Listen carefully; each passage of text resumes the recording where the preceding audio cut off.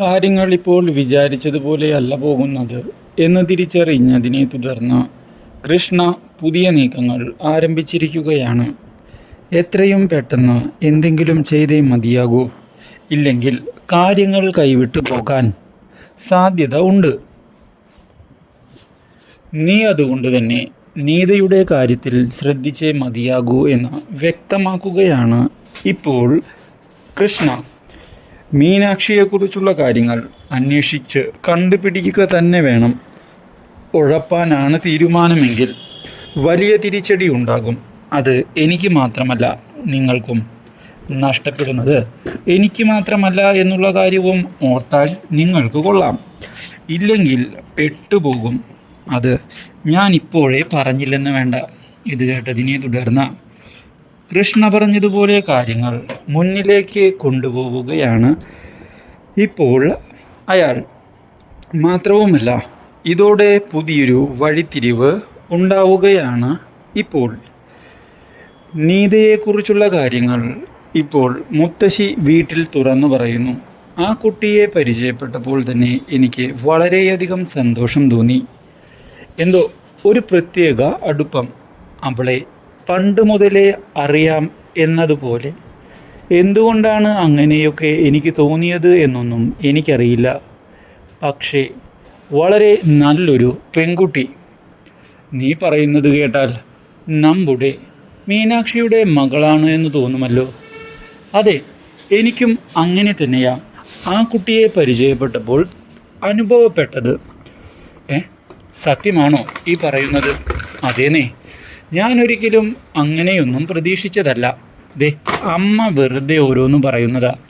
അച്ഛൻ അതും കേട്ട് ഓരോന്ന് ആലോചിച്ച് കൂട്ടേണ്ട ഒരു ആവശ്യവും ഇല്ല എന്നാണ് എനിക്ക് പറയാനുള്ളത്. വെറുതെ ഓരോ മണ്ടത്തരങ്ങൾ പറയുകയായിപ്പോൾ. എന്തായാലും കാര്യങ്ങൾ മുന്നിലേക്ക് ഇങ്ങനെ തന്നെ പോകട്ടെ. എന്തായാലും അമ്മ മീനാക്ഷിയോട് ഈ കാര്യങ്ങളൊന്നും ഇപ്പോൾ പറയാൻ നിൽക്കേണ്ടതില്ല എന്നാണ് എനിക്ക് അറിയിക്കാനുള്ളത്. വെറുതെ ചേച്ചിയെ ടെൻഷൻ അടിപ്പിച്ചിട്ട് എന്താ കാര്യം? ചേച്ചി അല്ലെങ്കിൽ തന്നെ ഒരുപാട് ടെൻഷനിലൂടെയാണ് കടന്നു പോകുന്നത്. അപ്പോഴാ ഇനി ഇതും പറഞ്ഞ് മറ്റൊരു തലവേദന കൂടി. അതിവൾ പറഞ്ഞത് ശരിയാ.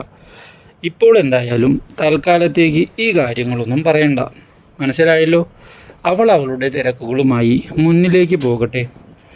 ഇതോടെ തൽക്കാലത്തേക്ക് കാര്യങ്ങൾ പറയണ്ട എന്നുള്ള തീരുമാനത്തിൽ മുന്നിലേക്ക് പോവുകയാണ് മീനാക്ഷിയുടെ അമ്മ. ഇതേ സമയം മീനാക്ഷി വീണ്ടും അപ്രതീക്ഷിതമായി കണ്ടുമുട്ടുകയാണ് അവരെ വീണ്ടും. ഇതോടെ വഴിത്തിരിവുകൾ ഉണ്ടാവുകയാണ്. നീതയുമായുള്ള അടുപ്പം ഇതോടെ മീനാക്ഷിയുടെ അമ്മയ്ക്ക് കൂടി വരുന്നു. നീതയാണ് എങ്കിൽ തനിക്കും അമ്മയെ കാണാൻ വളരെയധികം താല്പര്യമുണ്ട്. കാണുമ്പോൾ എന്തോ ഒരു പ്രത്യേക സന്തോഷവും എനിക്ക് തോന്നുന്നുണ്ട്. അതാണ് സത്യം.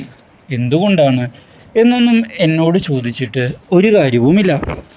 കാരണം എനിക്ക് അറിയില്ല എന്നത് തന്നെയാണ് സത്യം. പക്ഷേ എനിക്ക് വളരെയധികം സന്തോഷം ഉണ്ട്. മോൾ ഒരു ദിവസം വീട്ടിലേക്ക് വരാമോ? എൻ്റെ വീട്ടിൽ വന്നാൽ കുറച്ച് സമയം സ്പെൻഡ് ചെയ്യാമല്ലോ ഒരുമിച്ച്. ഇത് കേൾക്കുന്ന നീതയ്ക്കും വളരെയധികം സന്തോഷമാവുകയാണ്. ഞാൻ വരാമല്ലോ അമ്മേ എന്നും പറയുന്ന അവൾ ഇതേ തുടർന്ന് വീട്ടിലേക്ക് എത്തിയതോടെ പരിചയപ്പെടുകയാണ് നീത തൻ്റെ മുത്തശ്ശനെയും അമ്മയുടെ സഹോദരിയെയും. ഈ കാര്യങ്ങൾ ഇതിനിടയിൽ അറിയാനിടയാകുന്നതോടെ കൃഷ്ണയും കൂട്ടരുമാകെ പരിഭ്രമിക്കുന്നു. ഇതാ സത്യങ്ങൾ തെളിയുകയാണ്.